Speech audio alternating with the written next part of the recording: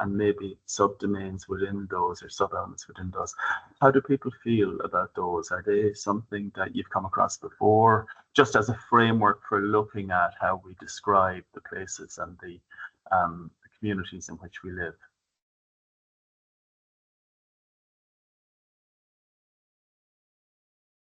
Does it make sense? Yes, Cynthia, yeah. Yeah, I would say I once worked with grassroots women with Self-Help Africa, like trying to talk with women to come up with business ideas. And one thing we did with them was to let them envision, like have a community walk and see what the resources that were there and try to come up with solutions. And it was really a great exercise. People were able to like walk through the community and see what they could come up with and establish business ideas. Yeah, so I really resonate with the idea. Thank you. That's great, Cynthia. You know, and Self-Help Africa, they use these techniques. One of the things that when you're using these techniques for real, the most important thing is that there's a team of people, that there's maybe 6, 7 people, and that they walk together. And as they walk, each person is attending to everything, but they have a particular interest in 1 or 2 aspects of their community. So it might be that they have knowledge about the spiritual beliefs and the traditions and the culture and the heritage within the community, and they're bringing that, or they might have agricultural expertise that they're bringing, or they might have an understanding. So what we want is that the voices and the perspectives of a range of different voices and perspectives are brought to bear. Okay. So what I was going to do, if you want to give it a go, is I'm going to just show you how I set this up now. Sort of conscious, maybe, I'm not sure, can you see this as well as I would like? But what I have is I'm going to start just with 2 blank sheets. So it's a notebook broken in 2. Now, I might actually move this over just to get a better lighting, if that's okay. Yeah.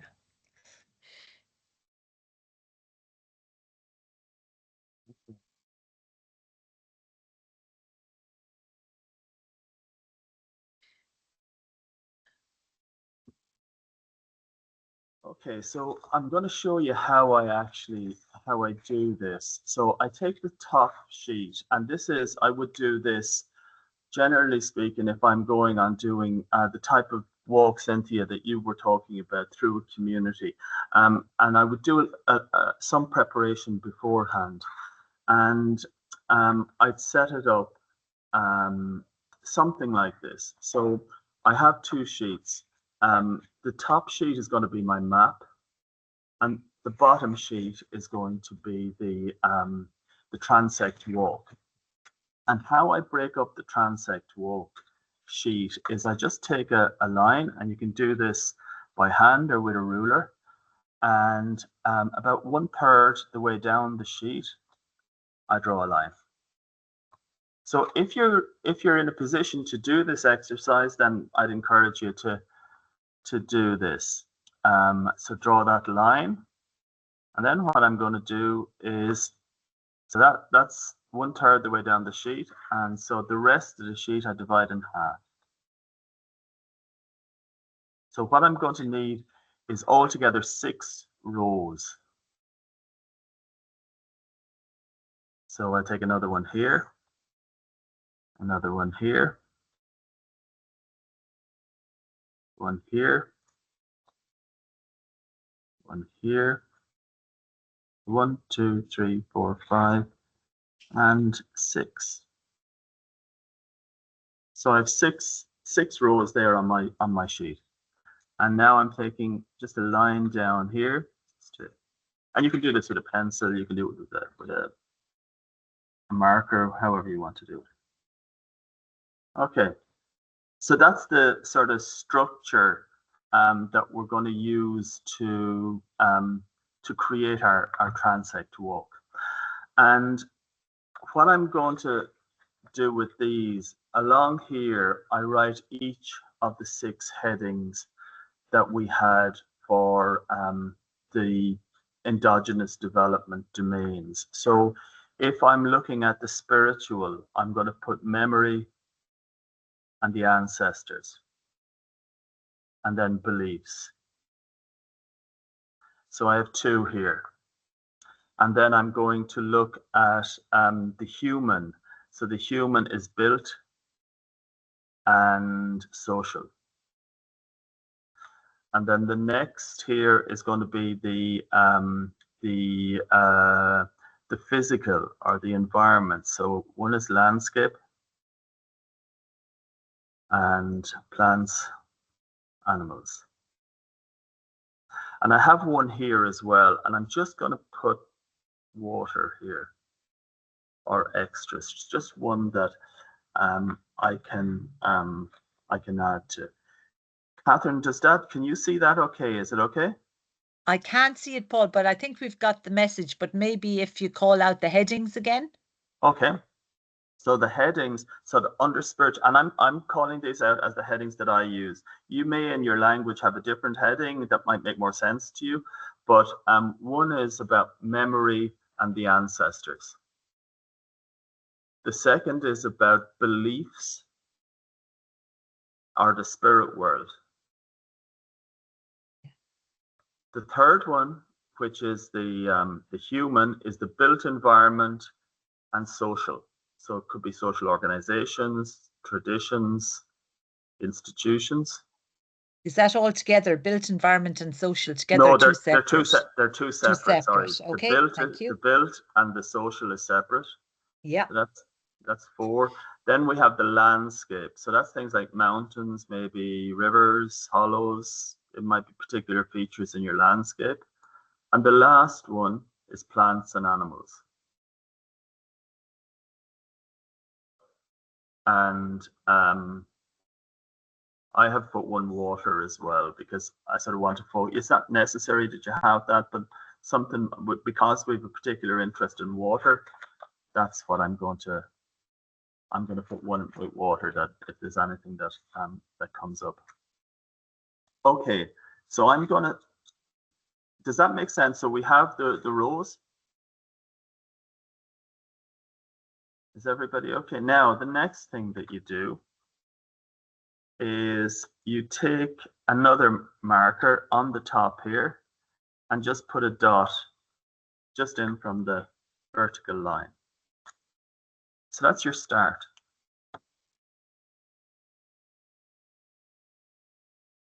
Okay? And what I do next is I count 10 spaces. And each space is 2 of the lines in so it's about 1 centimeter, 2 of the lines in my copybook. So I go 1, 2, 3, 4, 5, 6, 7, 8, 9, 10. And I put another dot there. So Paul, that's the section, say, memory and ancestors, is it? No, this is just on the top. Okay, so is my camera isn't working at all, is it not? Oh no, it is. Sorry, I'm just. Yeah. Oh no. Oh, I see. That's a blank one. Yeah.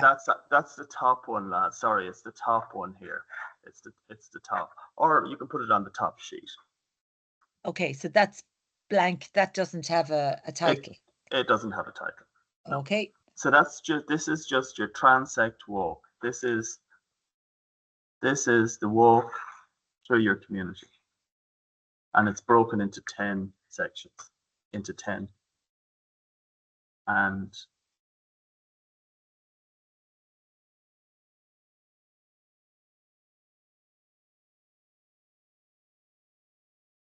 okay. Yeah. Right. Okay, so what I'm going to do here, I just show in my one. So where I'm starting my walk is home. I'm going to start at my home. And where I'm going to finish my walk over here is a place called St. Patrick's Well, which is a really important water source within our community. And I write St. Patrick's Well as the finish point. Yeah?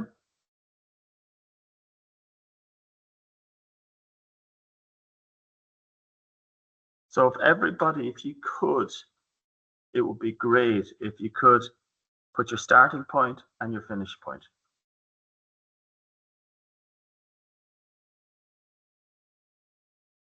And think about a place, yeah, just, yeah, think about a place that you know.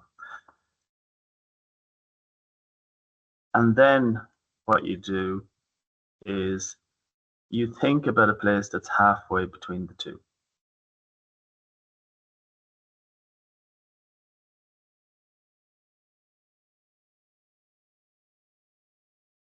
So I put it there, and you mark a place at intervals on the route between your home and the end destination. So you name each of these points, and each of these points is going to be a place that you're going to stop and observe. So you give each of them a name in your mind's eye, and it doesn't have to be a formal name, but it's a name that you will understand. So if I was doing this, I would call this one the cattle grid, because that's what that place is called in our community. The next one here is Ronan's.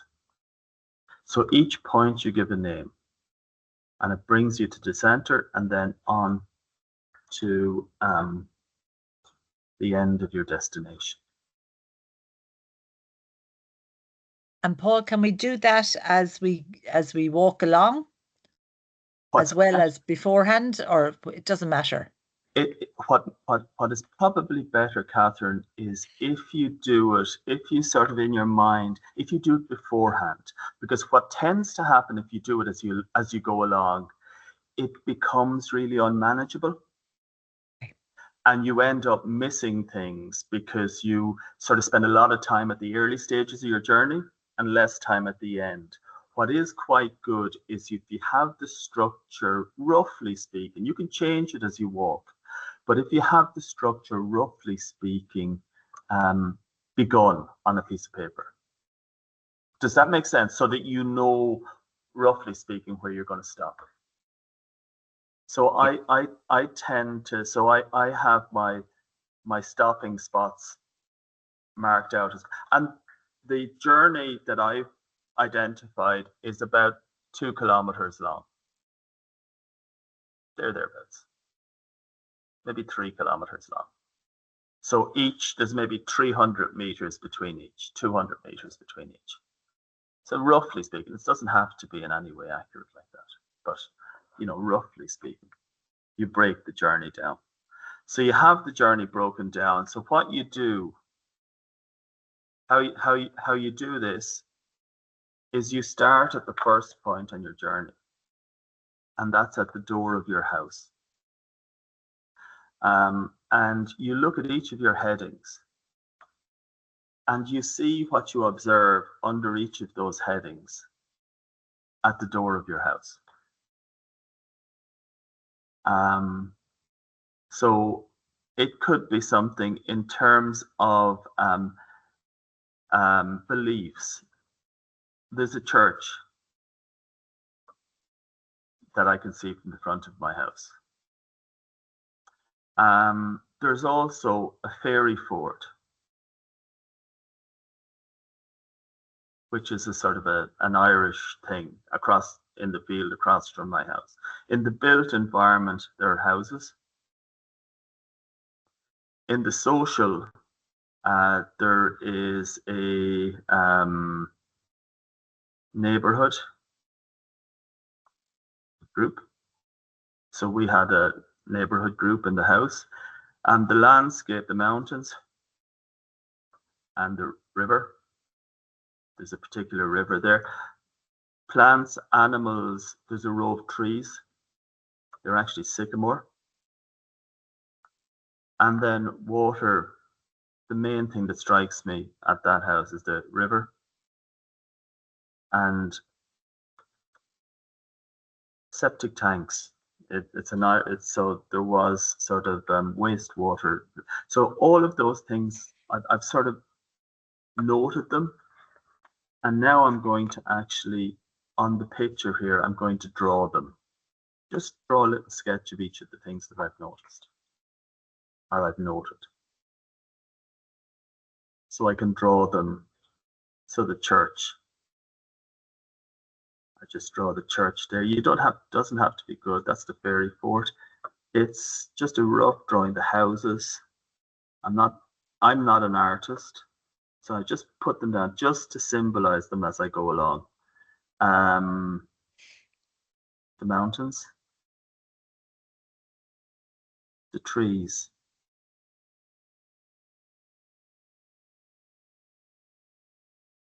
and you put them in, and then you stop at the next point. So the next point in my mind's eye was the cattle grid.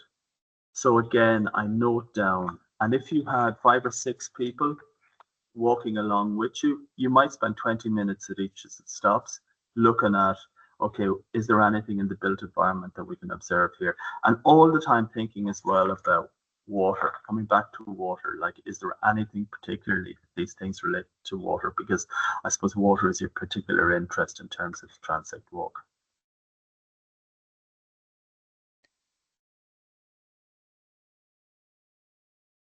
Does that make sense?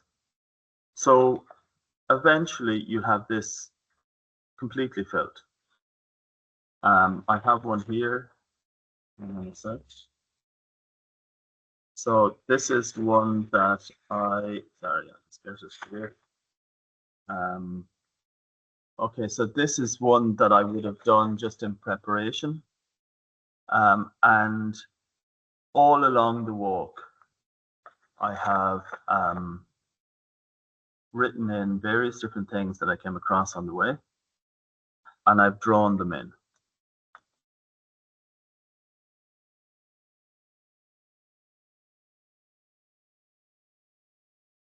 Okay, is it okay if I leave you with that, just for the time being? So there's another aspect of it that we can do, but we'll come back to that in a little while. Could I just check in with people, how people are doing? Are people okay? Do they know what it is I need them to do? Or how many people are in a position to do it, do you think? If you could raise your hands if you feel you can sort of complete the table, that's great.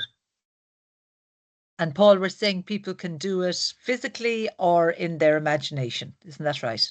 They can do it physically or in their imagination. But what I would challenge you, I would say, if you're doing it in your imagination, you do need to know the place quite well. So sort of some place that you've spent quite a bit of time and that you're quite familiar with, it would be great.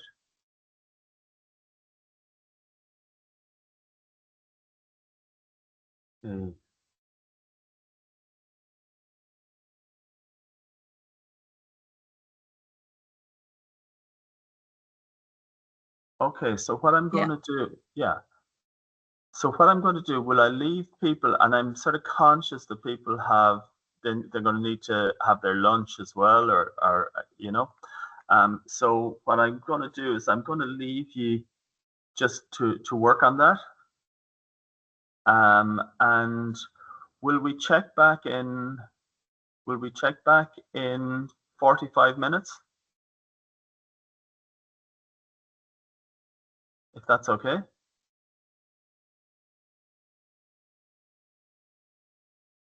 Yeah. Okay. So what we'll do is we'll check back at 1:15, and we can just go through how you might use this. But to be as try to picture yourself when you are in your mind's eye, when you are walking, and when you are, try to picture yourself in that place and spend some time thinking about what is around or what various different features there are under those different categories, and sort of be as take your time doing it. Great. And then we're going to come back and share that with each other. We'll share it, and I can just show you then how you would build that into a map. Okay, so really the objective of the exercise, the transect walk, it's really to look at different ways of knowing and observing your community, and then how you transfer that into a map that hopefully addresses both, I suppose, conventional understanding or the dominant scientific understanding of how our communities are, and traditional local understanding of what's important, what's within our communities. So yeah, but we'll leave the mapping side until we get back and we'll see how people get on. Is that okay? So we'll leave the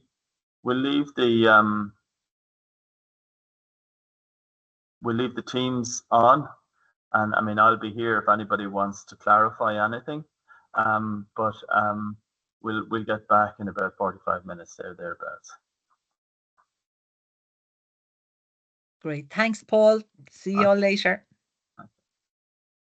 Thanks, Paul. Okay. Paul, Eileen is just asking, could you pop the categories into the chat? I will, surely, yeah. Yeah.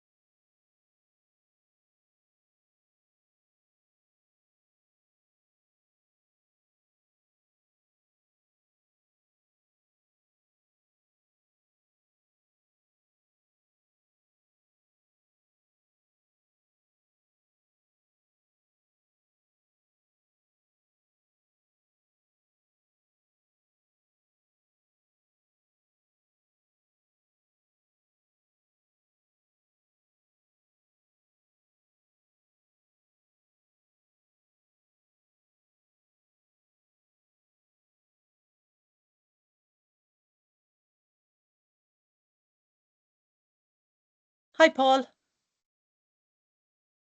Joe, and how are things? Good. I've just been out for a nice walk. Where did you head around the village? Yeah, Around the town. Yeah, around the town, looking at the dried up river. Or Completely not a drop of water in it. is there All not? summer, no. There's a big issue with agricultural practices or malpractices, shall we say? Okay.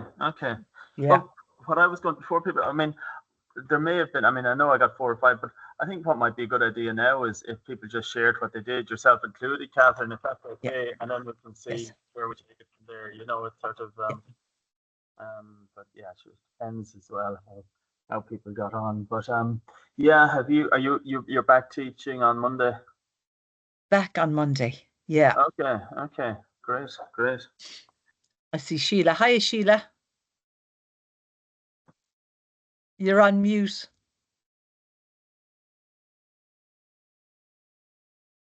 Oh, sorry. Yeah, okay. I went on a walk in my imagination, similar to Paul, back through my childhood, and ending at the village Holy Well. So similar, Paul. I thought maybe I was in your village. It's very similar the way the same, like a rath or a fairy ring it features strongly in these landscapes as well, and a water source. And you know. And what's really, really important to me is that even the language of a wrath, a fairy ring, a holy tree, a wish tree, their language, it's language that's so deeply rooted in the places that we're from. Yeah. And a lot of it is overlooked, Sheila, because it's not mapped properly, and the stories behind it. But no, it's great. It's even I don't know, did you find it now? I went through and it was a joy actually sort of revisiting in my mind and trying to sort of muster up my memory of the places. Yeah, similar. And the name of the place I'm from is named after the well. So it's named after John the Baptist, I think. So the village is called John's Well. And in Irish, it's Tubber Own Bashta. So it's very much connected with the language and the function. But that spring predates Christianity as well. So it's also a connection of the previous, version of beliefs that continued on into the 18th century and 19th century. Now, it would be great. I mean, and I know people might join us as they're going, but it would be great if you're okay, Sheila, to share it, and anybody that's done it. We might just go through a few examples if people are willing to share it and just talk through the journey and maybe some of the things that struck you. You've already mentioned a few, but I think a couple of people have joined since you started talking, Sheila. So it'd be great if you just maybe talked us through the journey that you took and the things that jumped out at you about maybe your memory of the places and the places that you of the village, and maybe some of the headings, whether they worked or whether maybe they didn't work so well for you. Okay, thanks, Paul. Yeah, all of the headings worked really, really well for this particular journey, because this was a childhood journey from my home place to a village that I went to school in that I have rarely returned to as an adult. So it has stayed the same basically in my mind.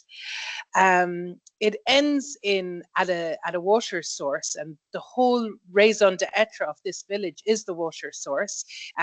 It's a holy well associated with a Saint John the Baptist, but like I said, it was previously a very ancient spring connected with pagan traditions.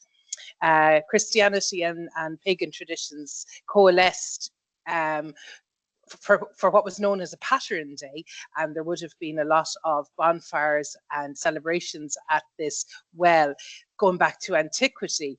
In the 18th century, that Pattern Day was actually banned, and so there hasn't been any of the Pattern Day. A lot of the Pattern Days, or these celebrations in Kilkenny, were banned because there was too much rowdiness at them. And I'm talking about the 1800s. It was a 3-day festival that brought together pagan and Christian, Indigenous and the more established Christian church beliefs. So it was banned, but the memory in local folklore stayed on. There is a belief that there is a cure for blindness associated with this well, and there's paintings from the 17th and 18th century of people who've been cured of blindness. A structure was built around the well from a health and safety perspective in my time as a child. So there was a door put on it. So the built environment grew up around this spring. In terms of social, this well and its linguistic place gives the place meaning. So the village is called John's Well. The well is there named after John the Baptist. The place in Irish is called Tubber Own Boshta. So socially, it's very much connected with the linguistic and its function. And then the landscape around the village is hills, mass paths, which are ancient paths that transect fields that predate roads, which was kind of right of ways for people to get to various churches pre-penal times in Ireland, or a long time ago. There's also a motte or a former rath, which connects with the indigenous peoples living there, which is pre-Christian. So it's our early modern Irish times. And then just talking about Paul's mention of loss of language of ancestors, hard to know. I struggle with that one too. Hard to know, because it was a pagan / Christian practice. Hard to know how it was perceived by the locals and my ancestors over the last couple of centuries, and what languages would have been spoken. Irish had died out in Kilkenny a lot earlier than anywhere else in Ireland, and so our ancestors could be Old English, Normans. Hard to know in Kilkenny. I have a Norman name, Paul. You have a Norman name, so hard to know who our ancestors really were. So that's it. That's my journey. Great, Sheila. Thanks a million. Has any questions or anything that emerged in what Sheila was saying that resonates, or that people would like to maybe ask about? Yeah, Cynthia.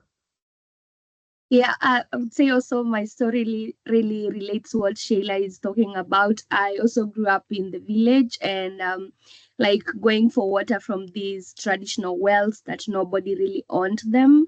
But now going back to the village now, they were like privatized, like people put fences in their homes. Initially, whenever used to have that, like water was for everyone, but now these wells belong to people. That means people can access this water.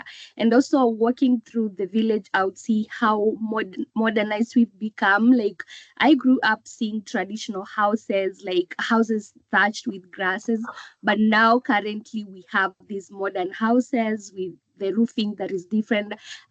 We can see the impact because our forest is just nearby, so people are getting the timber, the wood that they're using to build their houses from the forest. So we have issues of deforestation, and this has also had impact with our water sources. Like initially we used to have like water throughout, but nowadays through this privatization and the building of tanks around these traditional wells, the water is being regulated for the community. So you can see the impact, we can see the change. And also we used to have shrines, like places that were so sacred and you were even scared to go there, but people have cut down. Like there's this tree that I've grown seeing it there, and everybody used to see that tree as so sacred. But then I traveled back home. I'm from Kenya. I traveled back home last year in December, and this tree is already gone. So like that is not there anymore. We can't treasure that anymore, and we can see the impact that is, having on all of us. Thank you. Cynthia, that's great. It's really interesting because Sheila, you mentioned a fairy fort, and a fairy fort, there was one close to my house. And the last time I went back as well, Cynthia, it was destroyed. And to me, and now there's a planning permission, so they want to build a housing estate. So somebody destroyed it. But to me, it would have been inconceivable. And to my immediate ancestors, it would have been inconceivable to destroy this feature. So there's a real sense within the community of loss. I don't know, is this the same with the tree? Do people feel the loss, or have people moved on from those types of beliefs, do you think, Cynthia? Yes, so it is according to the old people that are still there, they can see the impact that it has, on the community. They can tell you, like, we used to have rains and people would meet, around this tree and pray, through the traditional dances and beliefs. But now they can't do that anymore. And they can see, we have, the short rains, we have the famine, we have the drought all the time because we are not doing this anymore. So through their voices, through their experiences, we can see the impact that is having on us.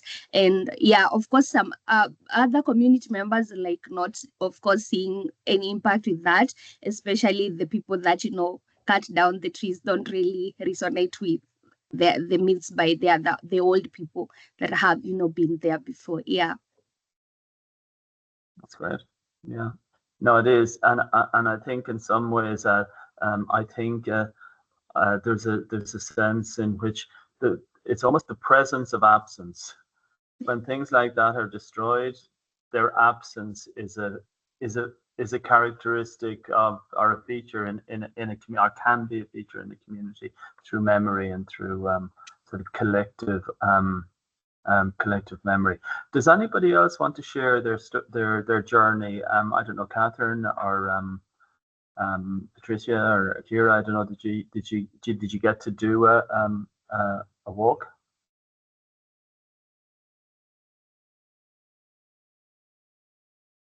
I did a little bit of an imaginary one, not a real one, but it was in Village Island. And actually, what I didn't remember, but I'm listening to the group now, is because I had noted the kind of the ditches. It's a walk from the village past where I used to live, where my dad still lives, and it goes along the shore road.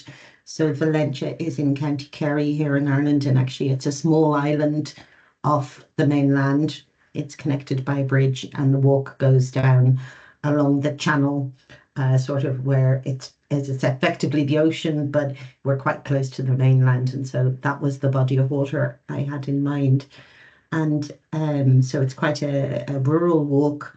And just when I'm listening there to the fairy ports and those pieces of things destroyed or not destroyed in the spiritual aspects, and perhaps also these indigenous knowledges, because of course there would be a lot of hawthorn, and in Ireland as well we have is it the hawthorn tree, am I correct? And Yeah. my Irish colleagues can confirm that Yeah. often you see them in the fields not disturbed, because like the fairy forts, it would have been considered that you can't destroy them. But anyway, so yes, my walk, it's a very interesting, it started at a village in the way the island is planned or is laid out, that actually it has a kind of a Protestant Catholic sort of, so there's a little bit of tension there. In one end of the island, the village is mostly sort of, is maybe a little bit more built around colonial influences, and this village would be more historically the kind of Catholic and therefore the Irish speaking community, which isn't unfortunately Irish speaking anymore. But even the place names, the church there is the Catholic Church versus the church in the other end, and the stream that comes down from the mountain and makes its way to the shore.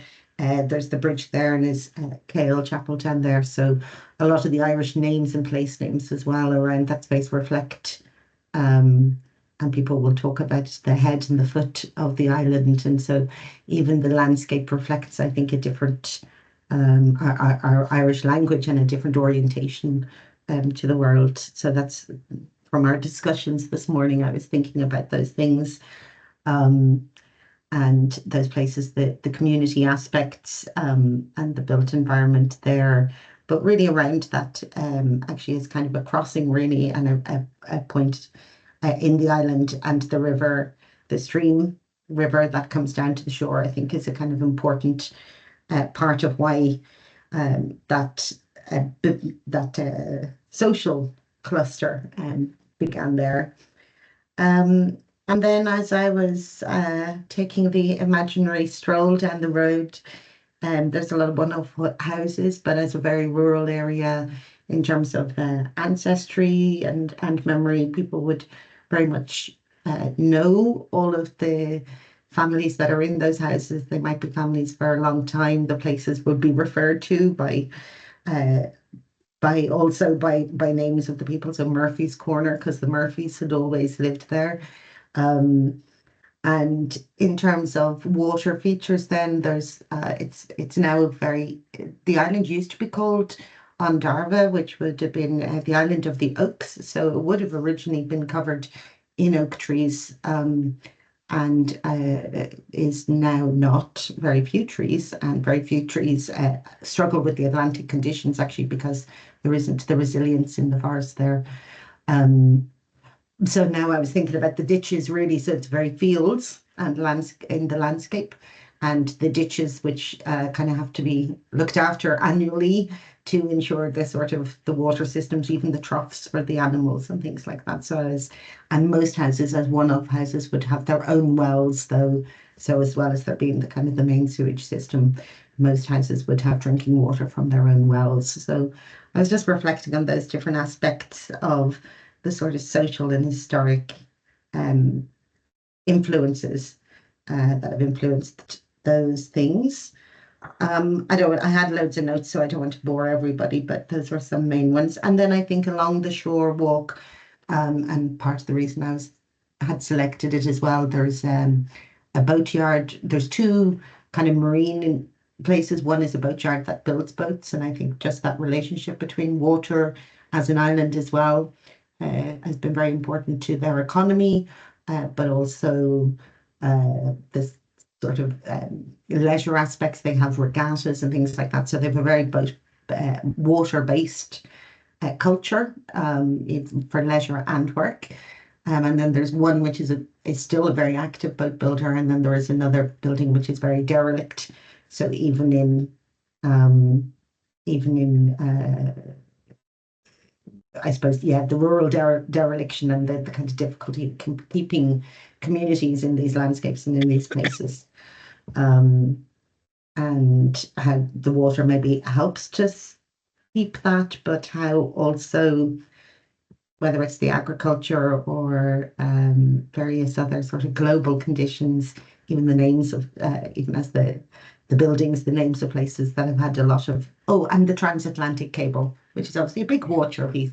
So there's this really interesting heritage and mix of sort of indigenous knowledges, I think, in the place, but also very influenced by quite globalized, kind of colonized histories as well. And how even just at that level, the structure, the relationships with water in that place, I think have been influenced by all those things. So yeah, even potholes, the rain, the weather, seeing the weather coming in over the mountains, because the landscape says the mountains. So when I was thinking of the sensory pieces and hearing the shore or watching the weather come over, and another part of the long walk as well, just even things like the moon and the stars. There's a very big sort of sky in that place. They actually have night, the dark skies, UNESCO heritage, but also in terms of the orientation, I've had a walk down that road one day where when I was walking one direction, there was a lovely sun in or there was the moon rising. In fact, the moon was rising. It was an early evening and it was sort of cool blues. And then when you turn the other way to walk back the road home, the sun was, sort of setting, and it almost looked like night and day. It was almost like two different scenes just from turning around. And I remember at that point as well, just how we orient ourselves in the world and how things are from different perspectives. And I think in our Irish language and in some of our Indigenous knowledges, I think these types of things are better captured, that get a little bit lost, I think, sometimes. So those were a random mix of some of my selections.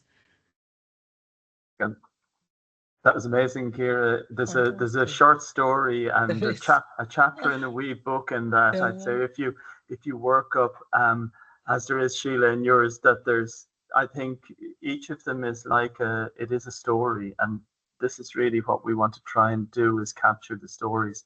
And I mean, one of the things, I think the whole coastal, and I'm sort of inland myself, but I love the coast and the relationship between the people living on the coast and the coastal environment, and the sea again is extraordinarily powerful, and again maybe is something that the generations that went before us treasured, maybe more so than you can see, or that we're in a position to treasure. I was lucky enough to get down to Skellig Michael and to Valentia over the summer, and I must say I had a mixed feeling. I loved the place, but it's very managed. And it's hard sometimes to feel managed on sacred spaces. But again, it didn't take from the impact, but that's beautiful. Absolutely. Eileen, did you want to share your journey? I'm not sure I can do it justice now after Ciara and Valentia. I could nearly smell the sea. It was lovely. By contrast, my walk is very urban. So I grew up I started from my childhood home, and I grew up on a huge council housing estate on the north side of Limerick City. And one of the things that struck me about that particular point in my walk is it was a little depressing in terms of the built environment, because there was just houses, and it's often held up as an example of poor planning, where 1,500 houses were built without a school, a shop, or any other amenities. So growing up in the 70s and 80s on my estate, it was a little bleak. So in terms of landscape and animals, apart from horses, you really didn't see very much. It wasn't very green. But my walk took me into town about 2.5 kilometres. So from my home on the north side into Sarsfield's Bridge. And I typically would walk through the oldest part of the city, and a part that I was very familiar with because my family came from that part of the city. And the first body of water that you would hit on that walk was the Abbey River, and a huge tradition around the Abbey fishermen and boat making and fishing. So an area of real heritage, and walking through a very old, quaint part of the city. I think you're always kind of conscious in Limerick of heading towards the Shannon. I mean, ultimately, that's where you're going, and there's always, I think, that draw for me, at least, anyway. For most Limerick people I know, there's a sort of a draw to the Shannon. So my walk would take me up to a very historical, I suppose, like the tourist part of Limerick, if you will, would take me to onto Thomond Bridge. So the castle and the bridge have been there since the 1200s. So, very much part of the fabric of the city and the historical background of the city. And then on Clancy Strand onto Sarsfield Bridge. And one thing that struck me doing this, and I actually thought this was a really, really useful exercise, I really enjoyed doing it. I do a photo voice with students every year, but I'm going to swap it out, Paul, and I'm going to do this year because I just think it's really valuable to do.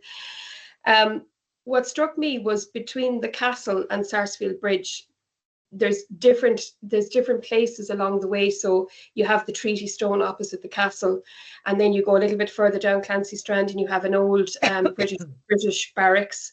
And my grandfather was an amateur historian, and he would take me walking in that part of Limerick all of the time. You can still see the bullet holes in the building, so in a very short stretch, you have like 800 years of, the fight for independence. And I had never really thought of it in that way, how marked the landscape and of my walk is in terms of, of history and where we've come from. And you have St. Munchin's Church, which is important to every generation of my family, was baptized and married and everything there. So, you obviously have that influence. influence as well. So that was something that really struck me, and also the mixture of buildings around that part of the city. So some of them actually look quite colonial, others are very Irish, and there's a great mix of the old and the new. So you have the new Limerick waterfront, but you also have the older buildings. So that was something that sort of struck me as well about, you know, the kind of juxtaposition of old and new. And also from a social perspective of the poorer parts of the city and the more affluent, because as you walk from the older parts of the city with the narrow streets and the small houses, you know, you get to the townhouses and the more affluent part of the city. So I thought that was very evident there as well. So yeah, and I ultimately ended up on Sarsfield Bridge, and I think when you stand there, you can see up and down the Shannon. You know, you can see the Clare Hills. You can see right down towards the estuary, and also you can see the wetlands, and the wetlands just beyond the Shannon Bridge, the bridge further down, is the biggest urban wetland in Europe, but yet it's very underutilized and very under-resourced in terms of promoting it and what have you. So yeah, it was a lovely trip. I found myself, because I started in my family home, doing the walk like 30 years ago, you know. And one of the things that struck me is along that walk, there's the Curragower Falls, and across from it there's a pub called the Curragower. And when I was a child, that was a fisherman's pub, and you know, they went out for days fishing and they went in and they had a few pints, as was the way to do it. And now it's a really trendy eating spot, you know. So it's just how the way things change and the way they move along, and a bit of gentrification happening in that part of the city as well. So yeah, so thank you very much for inviting me to do that activity. It was really enjoyable and a bit nostalgic. No, that's great, Eileen. And I mean, one of the really interesting things I found, I mean, I use photo voice at times as well, but there's an interesting, you know, say, even if I was doing this within community, and what I would encourage is anybody of the community to do it themselves in their imagination first, and to become confident in their experience of their place before you bring any experts in. Yeah. So almost have it run through so that they know the things that are important and they've thought about them. And then when you do actually get to physically walk, that they've already processed it in their mind, and they've practiced the language of articulating that this is a fairy fort and this is what a fairy fort is important, or this is the pub and this is why it was important socially, and you know that there's that they have. And then what I've actually found it was really interesting. I remember doing just a physical map, and a physical map based on we did it, 6 or 8 of us. It was at Clough-Jordan actually, Catherine, Laura and Clough-Jordan. So it is amazing map, and it had pieces of leaves, and it had pieces of stone, and it had things that people had picked up along the way and drawn, and it was phenomenal, and the community loved it. The county council hated it. The engineers in the county council couldn't understand and gave it no credibility. Yeah. They gave it no, like, the depth of authority that was invested in the map, they didn't understand it. So what we did was we went out and we photographed, and we put everything on a GPS map, which wasn't anywhere close as organic as the map the community had made, but it was reasonably faithful to what they'd done. And it was something the county council were able to understand, if you know what I mean. Yeah. And sometimes what you need to do, and it's unfortunate, is that you need to use those techniques we have, like photography and digitizing, to bring the voice of community to the decision makers, because we'd love to think they will come to community, but they tend not to be as open as maybe as they should be. So using photo voice, using photography as a way of supplementing these type of methods is really is great. It's great. Paul, sorry, I just want to make a suggestion. I don't know if people have had lunch or not. You have, okay. So I haven't. I know. So I was going to suggest that if people want to stay on, people who've eaten and who want to chat more, stay on with you, Paul, if you're okay. I don't know if you've got lunch. I've had a Yeah. bite. Yeah. Okay, and those like me, who I'm just being selfish now, I want to run downstairs before we start again at 2. Is that okay? I'll be back again at 2. That's great. That's great. Okay, thanks a million. See you in a while. Claire, if you mentioned, you've your hand up there, it'd be great. Hi, yeah, sorry, I can't for some reason get my camera to work today. Just a short I won't tell my whole walk, but it was just might be interesting to get another perspective. I grew up in the southwest of England, and I did a walk from my old home to a lake which is also near the source of the Thames, and I just want to. So there's lots of memories and things with that, which are probably a bit boring for people. But I think what probably is interesting is about it in terms of our conversation today is that firstly you cross over what on the map is still called a Roman road. Yeah, but obviously, it's obviously been rebuilt since then. But it's still this big straight road going along, and everyone calls it the Roman road. 2,000 years later, and I think that's quite interesting. There's a big a big influence that the Romans had on that part of England that you can still see in what people call things, and some also the landscape and the buildings. And the other thing is that at the end of this walk, or near the end of this walk, you get to the source of the Thames, which sorry to disappoint people who haven't been there, but in reality it's quite a nice field with quite a nice little stream in it with a big sign saying this is the source of the Thames, but it's not particularly beautiful or impressive. But I don't know if you recall, but in the 2012 Olympics, for the introduction to that, they go down the river and they start from there. So the representation that they give of it is massively romanticized and exaggerated. So I always think that's interesting in terms of stories.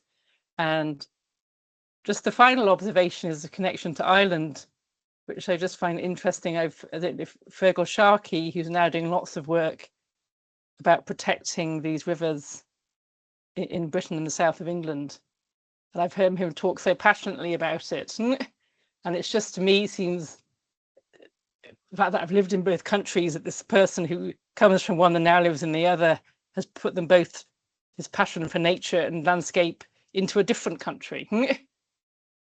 Which he has for obvious reasons, has a problematic relationship with, but he's still so concerned about the nature there.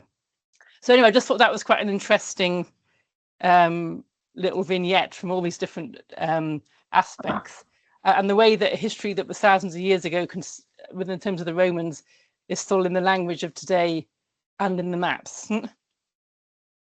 Even though obviously people don't remember, no one has any memory of that time. So I'll just finish there. But anyway, I hope that was a contribution. And thanks very much for everyone else's. It was wonderful to hear them. Yeah, no, it's really interesting. I think both, and the Thames as being so iconic, and the source, I think the source of a river holds so much potency for us, even spiritually, and that has a spiritual history. That was a spiritual place, and still is in a way. Seems a place of pilgrimage. People might not call it that, but they go to it in that way. Yeah. And Claire, I'd be really curious. Do you think is the sense of connection with place and the spirit of place, or that spirit, is that something would have been part of your memory of growing up in England, or do you feel it's stronger here in Ireland, or how does it compare, do you think? Well, it's hard to know because obviously one can only grow up in one place. Yeah. So, yeah. But I would say in me, no, deeply, in ways that you don't necessarily realize until quite a lot later in life. I think the landscape of your childhood, where you played and you grew up in, and the stories that you heard. I guess we were taught that history at school. There was quite a big push at that time in Britain to teach local history, which was good, I think. Yeah. So and we went on trips to all the Roman sites. So it did, yeah. I wouldn't say it's stronger here. Well, it may be, but it certainly was very strong where I grew up as well. So I don't think it's weak. Yeah. In Britain, no.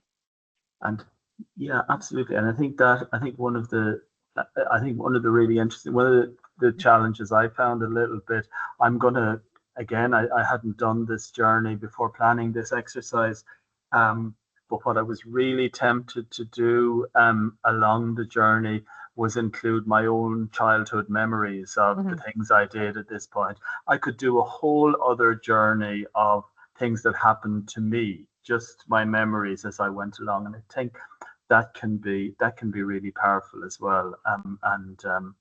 So I think even reconnecting with memory. But could I just show you for 1 second just how? I mean, is there anybody else would like to share any comments or any observations on anything, or is there anything else before we move on, and we'll just very briefly wrap up? Yep. I would. I don't know. I can share something that I put together during the break. Brilliant. I grew up in Alberta, which is essentially a cold desert. So I didn't have any childhood memories. And my first exposure to the importance of water and community was when I started doing my studies out in Quebec City in Eastern Canada. And I was working on energy geopolitics.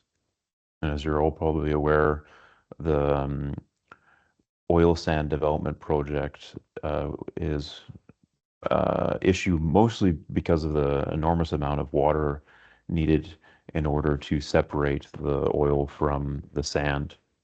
So early on in community engagement programs, the question of water was sort of central. And when I started looking at how grassroots communities were trying to organize and communicate their concerns, the most successful campaign was usually it was focused on water, but the way that they did that in organizing, and you can go back to the ideas of deliberative democracy and the evolution from the Austrian coffee houses. Looking at drink, whether it's coffee, beer, shisha houses, anything, and the phrase was no water, no beer. So I'll show you just on the screen a map. It's the longest pipeline in the world, which was going to be built from the east to the west. And the idea was that all of the microbreweries along this line were going to be participants in creating essentially a collective beer, which was going to organize community town halls in trying to stop the building of this pipeline. And so this is a map just within the Quebec area, but you can go all across the country and similar efforts were made. So when I started looking at this, I wanted to see, okay, so they're doing this in the Quebec part. What are they doing in Alberta, where I'm from, where this oil is coming from? And a similar kind of campaign came up. So this is the water source in Alberta, which supports all of the industrial processes to separate the oil from the sand. It's yellow. It's one of those initiatives, and I realized that if you looked pretty much anywhere where major community organization was going to happen, the microbrewery and the pub was kind of a central space. And I chose a few of the sort of big, community hubs where microbreweries were across Alberta, and shared with them experience of stuff happening in Quebec. So these are just some examples of 3 different pubs, and you see clustering around these pubs and some of the campaigns that they were doing around sustainable development more generally. This is a district in south of Calgary, and they have built essentially a network of activities. And if you have never been to Alberta before, you should go to the Stampede. And like probably any industrial country, they only usually sell big beer, and they don't usually support the local communities which they are operating in. And yeah, it's all about water. That was how they were able to communicate their campaign. That's great. Yeah, it's one of the most surreal experiences I ever had, Paul. I was invited to talk at a conference in St. John's in Newfoundland, and the line from Valencia, I think, came close to St. John's, and we were at the conference, and it was announced that the striking workers from the oil, the mud plains were going to come in, and about 50 workers in their gear came in, and there was huge solidarity with them. I think this was back about 10, 15 years ago when there was strike action. But the thing that struck me more was in Newfoundland, how close the accent was to the Irish accent, and the phrases and the language used, and even the mannerisms. It was uncanny. It felt like you were in Wexford, which I suppose, and this would have been from people whose great grandparents would have left Ireland. So the survival of language, I think, is an extraordinary. It's extraordinary, but absolutely. Is there anything? Thanks a million, Paul. Is there anything else that anybody wants to share before we move on? Okay. I'm just going to just show very briefly a presentation of how you, or not a presentation, it's just a slide. I just put it on a slide because my camera wasn't working so well. And just to show you, say, from my own walk through the village, and again, I'm not going to go through these in detail, but I would have, I mean, again, there was a lot of things, and people have mentioned them already, but one of the things that's really apparent in the village I'm from is the cycle of decline and development. That there's a lot of dereliction in the village, and now there's a lot of new houses being built, and the other aspect to it in terms of the water, the well was a sacred well, and there was a church associated with it, and it's still a place of pilgrimage. But it's the people that are holding the old traditions of pilgrimage to this particular well are mostly travellers, women and men from the traveller community, men and women both. And they would have a particular affinity with the well, and it's causing a little bit of conflict locally because it's seen as a tourist destination, and the traditions would be to hang cloths and hang rags and hang things on and around one of the trees beside the well, and some people claim it looks unsightly. So there is this real sense, and it's probably the closest the tradition gets to what it would have been among my own ancestors, and the travellers who hold it are still very actively as a tradition.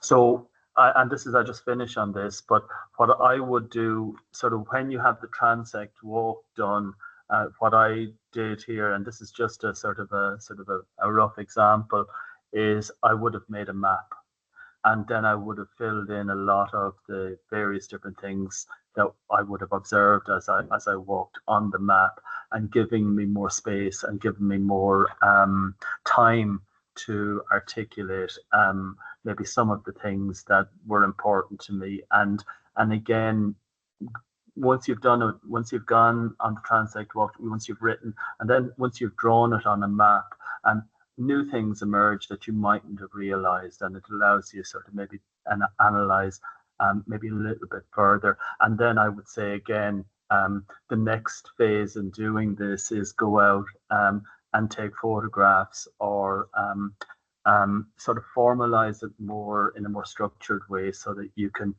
use it to help, whether it's community planning or whether it's looking at preserving heritage within an area. It can be useful, complement this type of, and not to discard this, but complement it with photographs. Okay, I'm gonna stop there, and that is one. I have material that I can share through Catherine, looking at a range of techniques. But again, the important thing, in my use of it, is that you have those categories, and you include in the categories a reflection on sort of memory and the ancestors. You include categories on the spirit and belief systems, on say the social, and that includes gender relations, and maybe includes conflict within your community, so that as you move through the transect walk, that somebody or everybody, but people are paying attention to each of the different categories. So you get a range of different perspectives, and it helps to create a common language and a common understanding of maybe the things that are important, meaningful, and like so present in our communities. But I think more importantly, in some ways, it's fun, and it creates. We like telling stories. It can be a really nice way to spend a day with a group of people, and that maybe maybe you don't know, but walking through a place that you might be familiar with, and going through the stories and telling and reflecting and analysing why things are the way that they are. I'm going to leave it at that. It's 2 o'clock. I don't know, is there anything else that, yeah. Great, Paul. Thanks a million. I knew it would be good, but I think that really is exceeded people's expectations and really brought out lots of things in people's imagination and reality. So thank you. Now our next speaker is Carmel. Is Carmel with us? Carmel Ward? No. I know she was having problems getting on.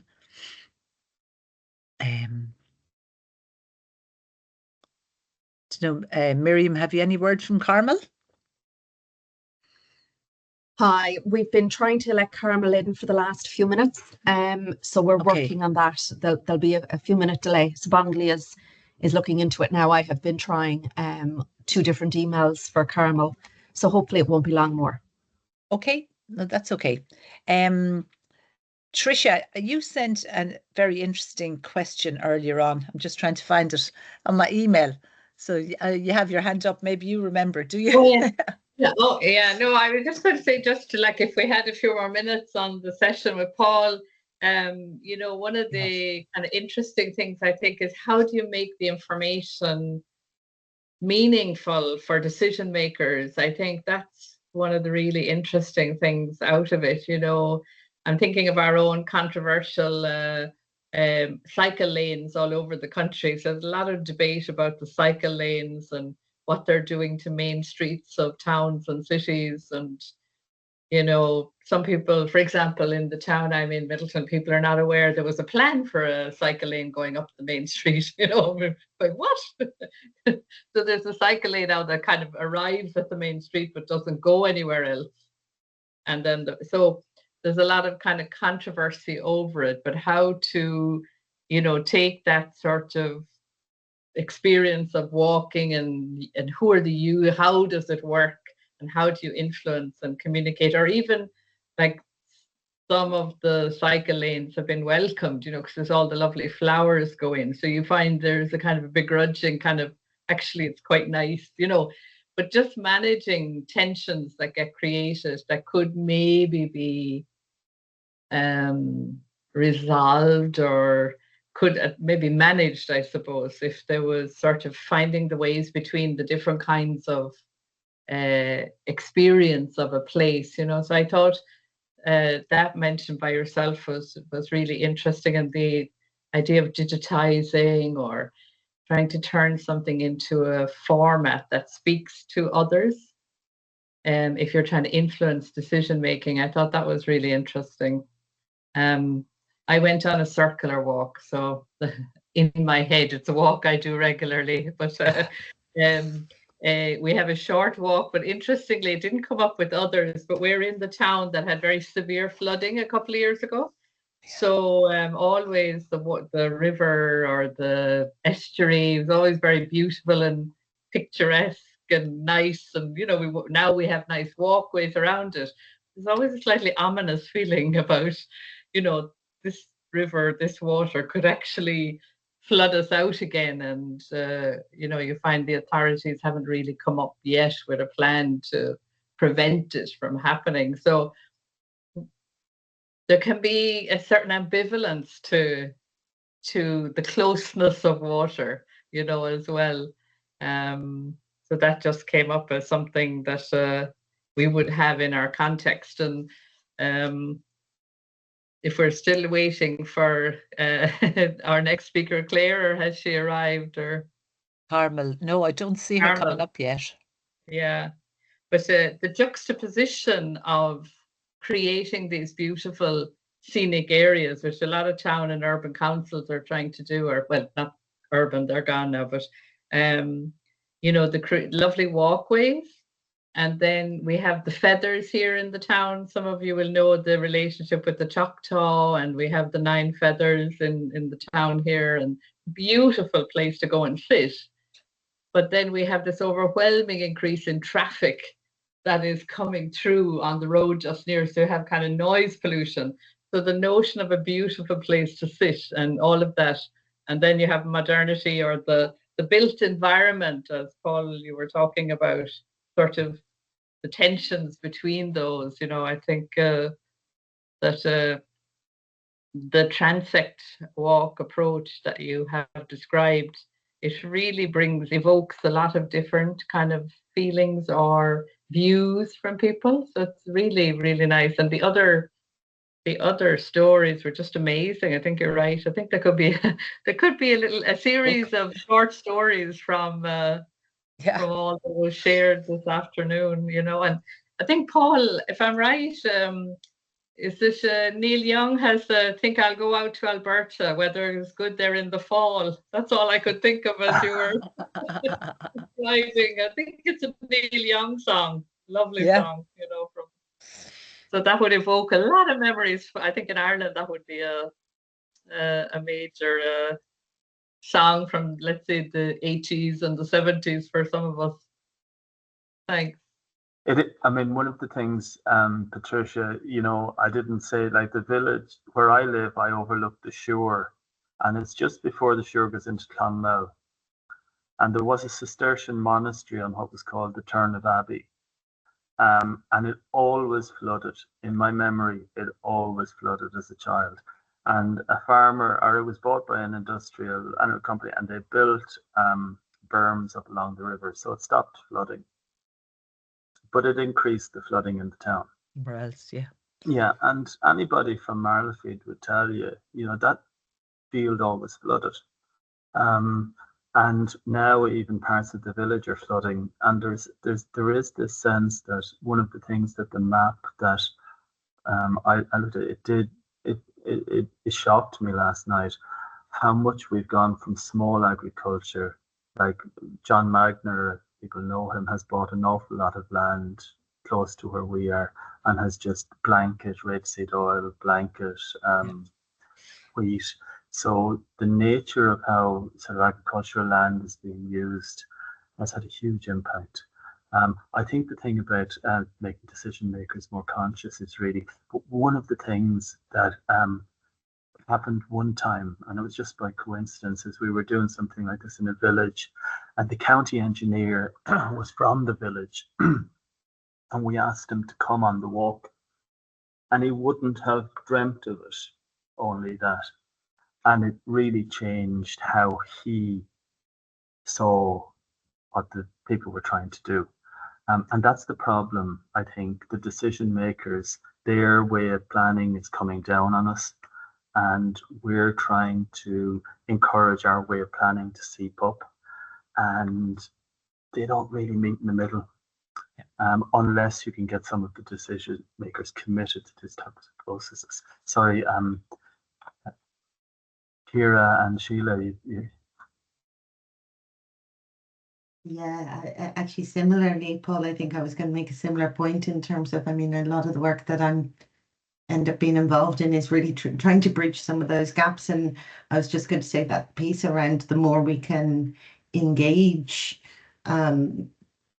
different, whether it's policymakers or decision makers, in also these methods, and in those kind of, you're doing those walks and having those engagement and stories and reflecting and analysing, that it's not just community doing it or researchers doing it or something, that we're actually bringing together those across those different silos so that we can actually start working across those silos. Because and for me, then I think a lot of today has been around that sense of sort of the democratization of knowledge and what knowledge is and how we co-produce knowledge. So yeah, I think that shift, and I think that in turn transforms. For me, it's a really central part if we're going to have those types of systemic changes, because it's a different way of it breaks past I think the silos of our institutional legacies as well, whether that's public sector, even higher education. We've had conversations about informal learning and those pieces. So for me, that's really a lot of what I'm interested in and do, and so this has been lovely. And just yesterday, or just earlier last week sometime, I found this wonderful article which I'm going to share, because these walking methods as well, and I think there's a role of research and the methods we use in research, because in promoting how we do these different, like how we make knowledge together. And there is a lovely, and obviously there's a lot of ways of using walking, and I think it brings people into a different type of knowledge making. And this is a lovely article I found, which was, I'll drop it into the chat, but which has around walking as a method for epistemic justice in sustainability. And it has a small little table, which I found really helpful, because there can be walking for collecting data, or walking as part of your interviews, or as the ethnographic or collaborative walking. And I don't think it's comprehensive. I think the pieces you were talking about today, Paul, maybe even fall into other territories or other categories, but it was a really useful, I thought it was a really useful article, so I was just going to share that. That's my reflections. That's great. Thanks, Kira. Sheila, Yeah, just segueing from what Kira mentioned about walking as a method and having maybe an output from it that can be translated into a way that maybe key decision makers can understand it, whether they're city planners or engineers or funders. And just as we were talking there, when I was speaking of my village, I was able to articulate it very well based on my primary school education, but also I turned around behind me and I picked up this book. So this book was done on my village and on the Townsland. It's a project, I think it's about maybe 10 years old. There's loads of value to it. There was loads of conversations captured, maps, photographs. But the beauty of it was that it was done by an outsider, and the outsider was somebody not from our village. It was an artist and our partner, and they came in as outsiders, and people opened up to them, and they saw the value based on this very rural agricultural village, started seeing what they were doing in very different lights and seeing the value of it. So I think the value of an outsider, whether it's in an outsider to a community or an outsider to even a cultural context, we can't overlook that, even though there's also lots of implications as well that we have to be considered. And the second thing is, I'm from Kilkenny, and I've looked at Feathered as well, which is what you're close to Magner. And you have an excellent walled city, and ours is only a poor reflection in Kilkenny based on Feathered. But they're trying really hard to use that wall and to reinterpret the wall. I've gone on a walking consultation with an archaeologist they're planning for the next 10 years using the wall as a walking route, as a cycling route, as an age-friendly, putting seats on it, using social history, using murals to reinterpret this wall and what it meant to be inside the wall as a settler, and what it meant to be outside the wall as the Irish and the people who are excluded. And all sorts of really interesting things happen when a community gets together and talks about the absence of what was there. The presentation, school was there, it was not. Now it's a shopping centre that's now becoming almost empty. And all of this gets captured in these conversations. So we're lucky as well in Kilkenny. We have the Heritage Council, and we have our local senator, Malcolm Noonan, who's been really, a key decision maker as well on making these things happen, and archaeological societies and things like that. So it just, they use these walking methods. That's the point I'm trying to make, is that they are beginning to be seen as very, very valuable, and they can create outputs that can lead to funding and lead to a response for communities. They can be translated and understood really well. So that's my experiences so far on this. I'd say, like, just even Catherine, I think the other thing, and it sort of comes from that, Sheila, is that I think our role as academics can't be understated. I think as either outside or advocates or supporters or trainers or presenters, sometimes we can bridge that gap between the local community and the decision makers, because if we work with integrity at local community level, hopefully we have credibility with both. So I do think, not to underestimate our own power, perhaps, and ability to advocate. Paul, just picking up on Sheila there.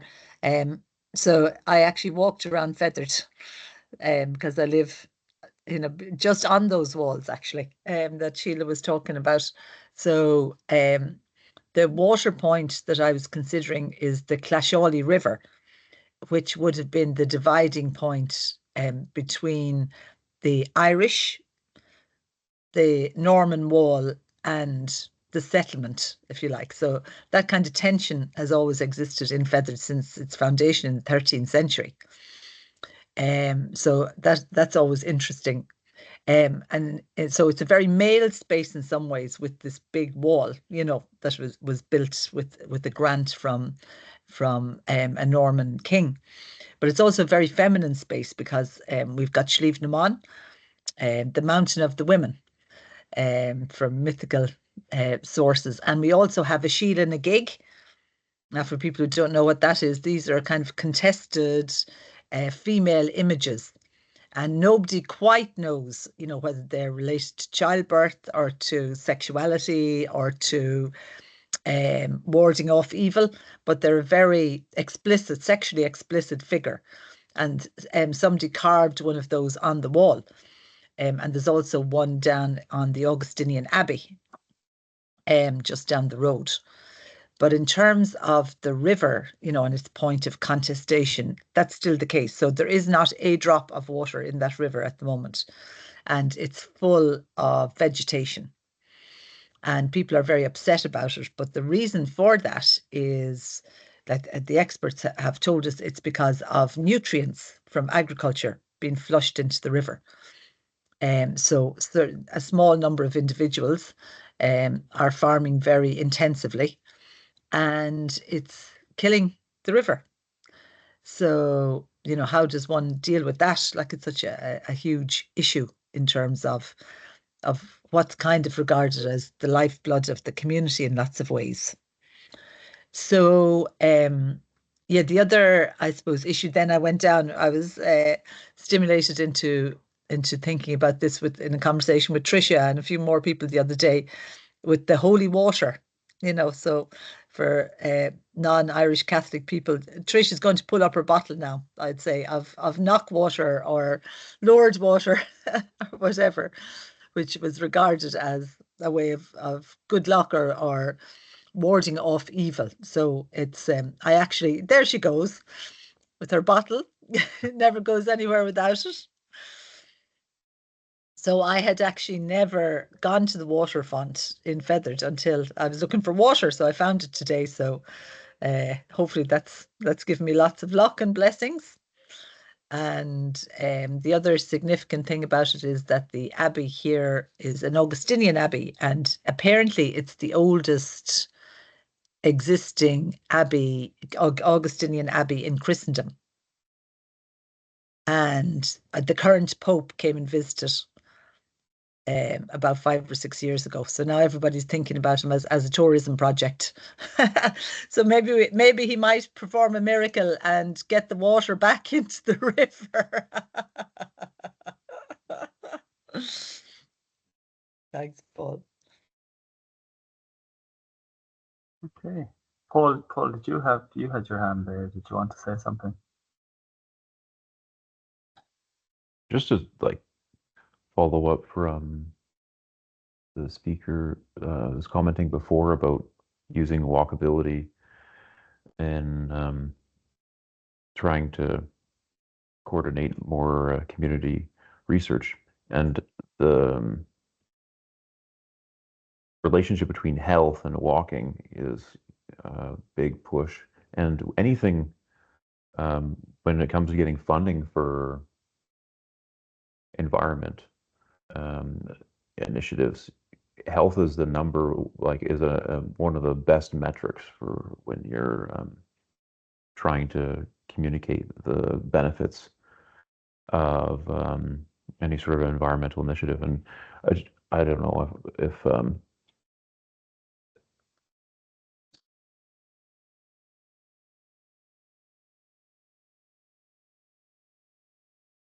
Paul, I think you've muted yourself. Oh, I just Yeah. some of the papers just put in the chat talk about that. Most recent one was the top countrywide national experiment links built environment to physical activity, and it's all about walking, walkability of a neighborhood. And in Canada, this is the last point, there's urbanist named Jane Jacobs, who they have self-organizing events around walking and learning, sort of like with the exercise you did today, your neighborhood. And one of the biggest drivers for it is health organizations trying to get people just out walking in their neighborhood.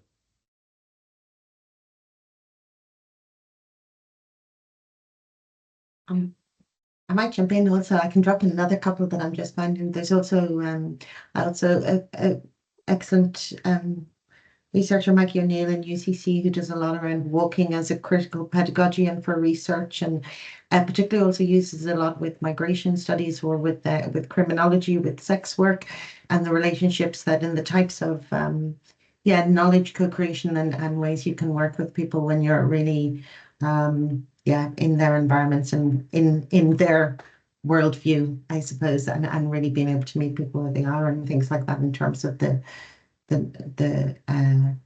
work, the knowledge co-production and so on. So I can drop another couple in as well, just if other people are interested in this general theme of walking as a way of producing knowledge. Yeah, thanks for those, Paul. I'm going to have a good read through.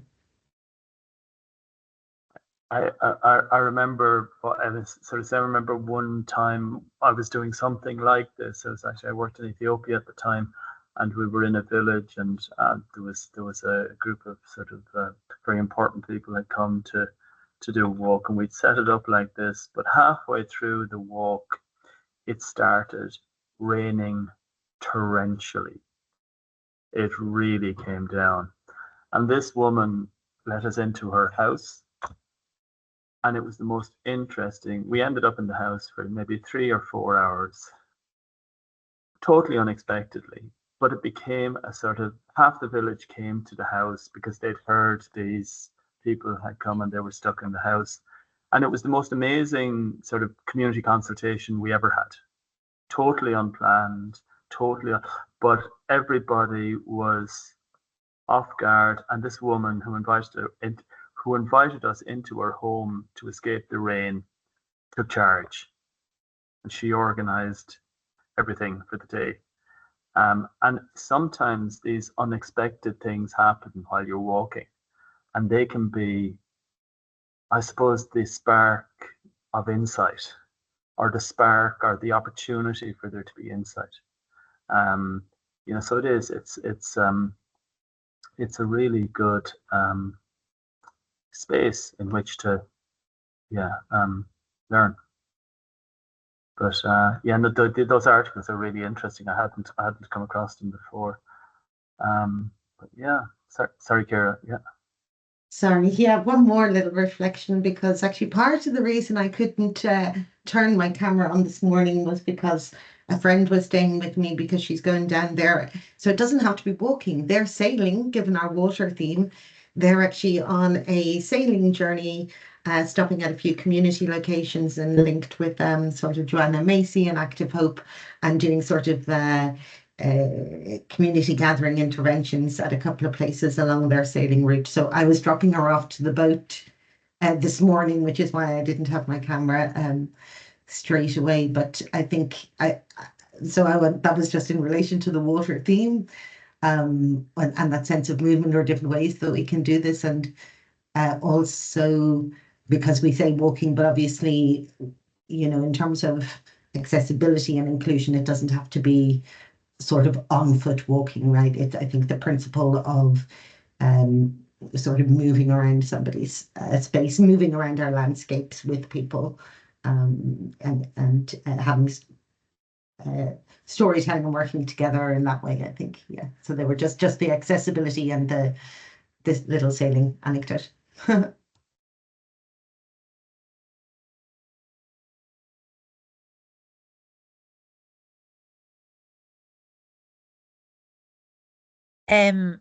Apparently Carmel's still having problems, unfortunately. Miriam's telling me so. We're scheduled for the next speaker, Maria Torres, at 3. So I don't know if people want to take a break or continue, or take a break. Maybe a break, because it's been Break, a lot I of... think, might be good. Yeah. Lovely. I wouldn't mind going for a walk now. Yeah, Good man, me Paul. neither. Yeah, exactly. Practice what you preach. All this talk of walking has me fairly giddy. Great. Great, Paul. Thanks a million. Brilliant as always. And we'll see people back at 3. I'll leave the thing on just with the camera and mic off. Okay, thanks.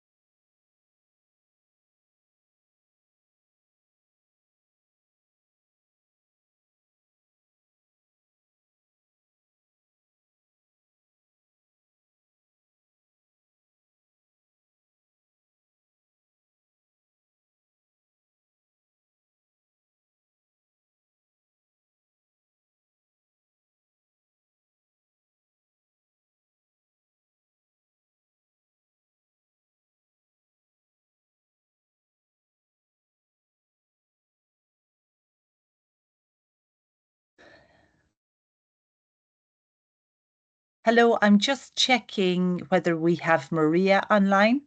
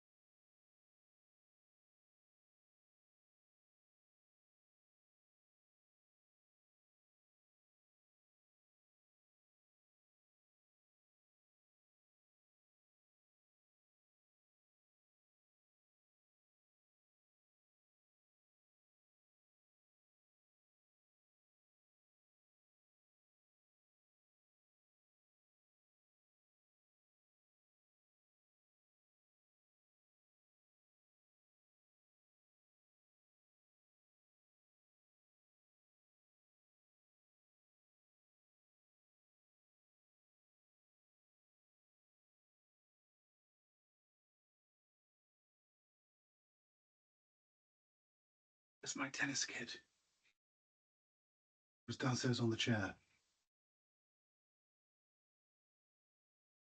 Downstairs, this one. Say again?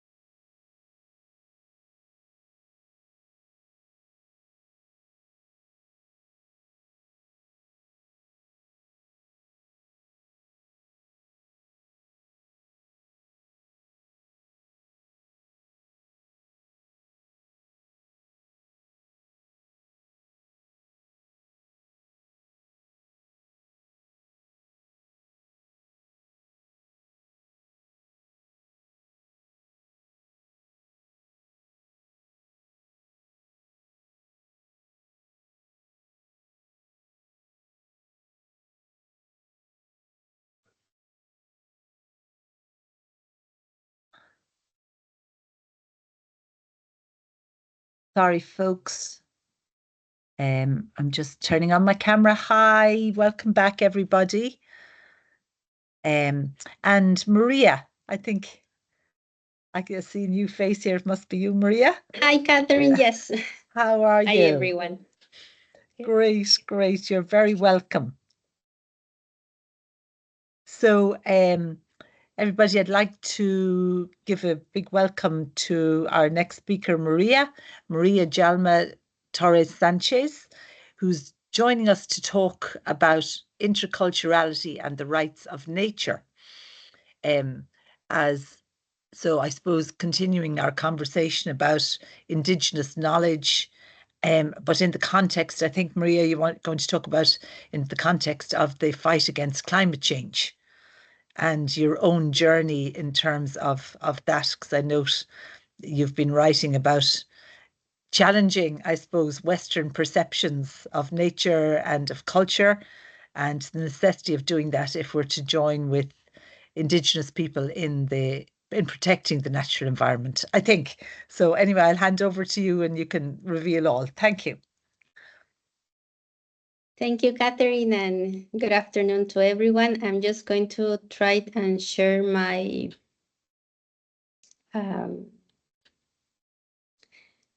the presentation that I have. Just give me 1 second, please.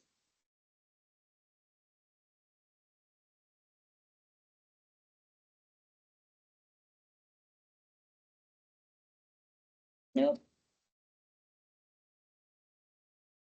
Yeah, that's perfect. We can see that, Maria. Oh, I think I again. just wait. I think can you see the screen now? Yes. Yep. Okay, perfect. Okay. Well, my name is Maria. I am an Indigenous rights lawyer from Peru and a member of the Indigenous Rights Cluster at UCC. I am an Indigenous descendant who has been raised and educated in Lima, and I'm still in the process of reclaiming my Indigenous identity, which I feel was denied by society, but mainly by the Eurocentric education that I received in school, but also in university. I've worked for more than 10 years with Indigenous peoples, mainly in the context of extractive industries. I've done litigation, advocacy, politics. So what I'm going to share with you are part of my thoughts after this journey. As part of my work, because I'm a lawyer, I've used domestic and international legal systems of human rights. I've worked with allied politicians, and it's sad to say that the results don't correspond at all to the efforts that we have deployed on behalf of Indigenous peoples, because Indigenous peoples keep suffering from daily racism. They are being killed for defending their territories and Mother Nature.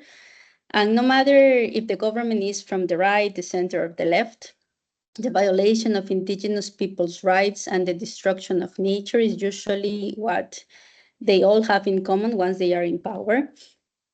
But it's not just a matter of politicians, it's not about politics and the government. It's the people who, for example, are in environmental NGOs, but they deny to give visibility or the leadership to Indigenous peoples.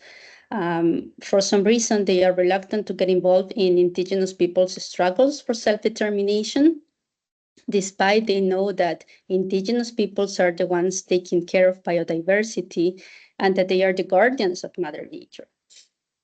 And what I've seen is that instead of supporting Indigenous peoples with all the resources coming, for example, from the international cooperation, they prefer to spend that money in conservation policies that are easily dismantled by the government later. So I started wondering, what is it with these actors that makes them refuse Indigenous leadership in taking care of nature? Why wasn't the law doing its job, because you know that indigenous peoples have rights and they have been recognized by the international law and in our constitutions as well, and in domestic legislation as well. So why good politicians who said to represent indigenous voices weren't supporting indigenous demands? And we've had even indigenous presidents, like in Bolivia, for example, with Evo Morales, who didn't respect the right of consent of indigenous peoples in one case.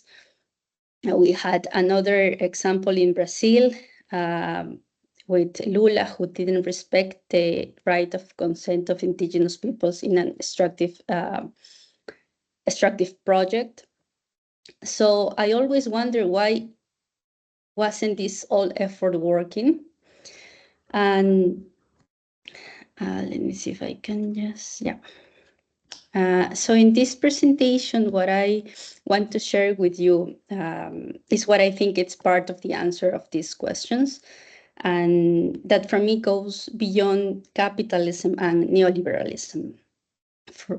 Because for me, it goes beyond the class struggles. The framework that I use for this presentation is based on the work of Latin American scholars Aníbal Quijano, Walter Mignolo, and Catherine Walsh, mainly. Their work on coloniality and decoloniality has been taught from the global south, but I think the audience is the entire world. And I think it's a decolonial work that we should all be doing globally. And based on this framework, I then highlight the importance of intercultural education to address colonial legacies and how crucial it can be when advocated for the rights of nature. I like to say that I'm spreading the word about these authors' work. They are pretty well known in the South, but I think their work needs to be known by more people, and especially in the global North. I think that's kind of part of the intercultural challenge that we have to work on. And Quijano came up with this concept of coloniality to make visible the darker and hidden side of modernity, this era that started with the Renaissance at the same time that the Spanish were colonizing the Americas, and that continued with the Enlightenment. So while the general assumption is that modernity brings progress, civilization, salvation, development, democracy, coloniality, the concept of coloniality is going to address the Western epistemic racism upon which modernity has been built. So Quijano and Mignolo go beyond the concepts of colonization or descolonization, since those are terms to name the military, political, and economic domination that finished when the colonizer left. And they will use the concept of coloniality to illuminate the cultural aspects and the epistemic principles upon which Western religion, science, and philosophies were built. And imposed and universalized around the world. Quijano uses this term of the colonial matrix of power to refer to this epistemic structure of power built by a selected community of humans in Europe to dominate the rest of humans who weren't part of the club, and to dominate nature as well. And this matrix is based on three epistemic inventions that are racism, sexism, and nature. Mignolo understands that the selected community composed of white European men invented these rational and sexual classifications to put themselves as racially and sexually superior. And by doing that, they also invented the concept of human and nature, where humans exist as something different from nature, enjoying a place of superiority in the world in comparison with other species. And these white men, and I'm going to put the inverted commas, the white men, expanded this epistemology around the globe, and it rules most of our lives even today. So Mignolo and Quijano's contribution is essential because it allows us to decolonize our minds and invites us to decolonize our knowledge, being, and doing. And here I have a quote here that I would like to give you like 10 seconds, maybe, so you can read it.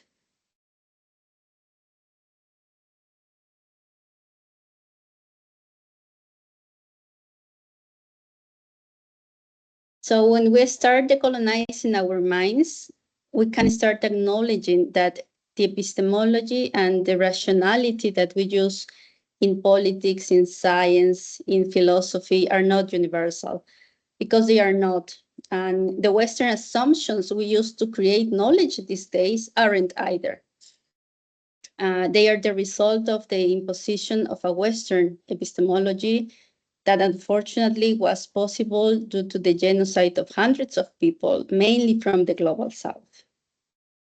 So we really think that all peoples are equals, and we are all willing to overcome the idea that there are some peoples more developed or civilized than others, then we must call for the epistemic disobedience, as Mignolo called it, and dismantle this colonial matrix of power.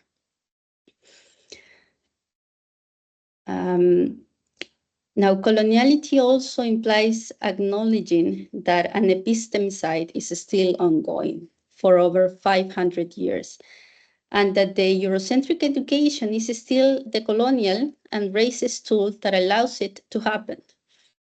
For me, this Eurocentric education has 3 pillars. The first one could be anthropocentrism and the separation of humans from nature. The second one could be individualism. And the third one, the Western notions of rationality that are based only on materialism. Eurocentric education in Latin America or in Europe is not unintentional. It's a manifestation of racism and coloniality. And its purpose is to keep indigenous science, epistemologies, and knowledges inferior, if not to disappear them. Now, to counteract this Eurocentric education, we can start by talking about intercultural education. And that's a concept that you've probably heard in Europe as well. But there are different notions of intercultural education depending on the concept of interculturality that we use. Catherine Walsh alerts us about a functional interculturality, which is neither transformative nor critical of the establishment of the economic order, and is one promoted usually by the states and the neoliberal constitutions. In Peru, for example, we have policies on intercultural education, but their main shortcomings are that they are aimed only at indigenous peoples, and it's basically for primary schools and are limited to providing bilingual education. And recently, they've approved a policy document that seeks interculturality for all, including indigenous peoples. But unfortunately, the document doesn't say nothing about how to implement this in the whole educational system. For Walsh, this type of interculturality is more a cooptation of indigenous demands to demobilize the movement. In Europe, the concept of interculturality seems to be seeking equal respect among different cultures and understands cultural pluralism as positive, but it differs from the concept proposed by indigenous peoples in Latin America, which goes beyond that. So for indigenous peoples, intercultural education seeks to transform the structures, conditions, and mechanisms of power that perpetuate inequality, inferiorization, racialization, and discrimination. In this sense, a critical decolonizing interculturality asks for a radical change of the dominant order, as Walsh said, that is based on capitalism and modernity. This critical interculturality makes visible the ongoing colonial legacies, and it tackles the colonial matrix of power that Quijano came out with. And this type of intercultural education could put in equitable relation diverse cultural logics, practices and ways of knowing, thinking, acting, being, and living. It promotes an intercultural dialogue and epistemic interculturality where difference doesn't disappear. And this type of interculturality will also address the Western epistemic racism translated into Eurocentric education and these universalist claims of Western modernity. And in this scenario, indigenous people's knowledge and science could exist and contribute to global governance. That is something that is not happening today. This interculturality would also allow solidarity and reciprocity, which were principles of indigenous economies, to exist and transform our societies. It will allow indigenous peoples to be treated as the experts on how to take care of Mother Nature, for example. And I think only in this paradigm, indigenous peoples could teach us how to live in community, how to go beyond materialism, and finally embrace spirituality not as a religion, but a substantial part of our being. And this analysis is useful when we talk about global citizenship education, because it is not only about knowing what is happening in other parts of the world and getting involved, which is really novel, but it's about how we get involved, with what assumptions, and to do what. So global citizenship education must be decolonial as well. And I have another quote here that is from an indigenous leader that I'm also going to give you 10 seconds so you can read it.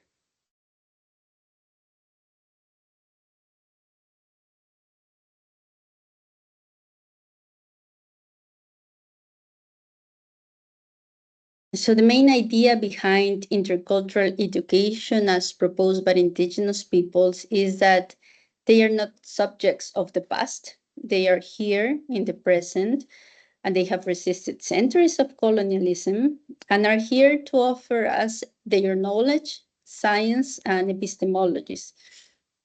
And leaving them aside in our conversations is just a manifestation of racism. Now,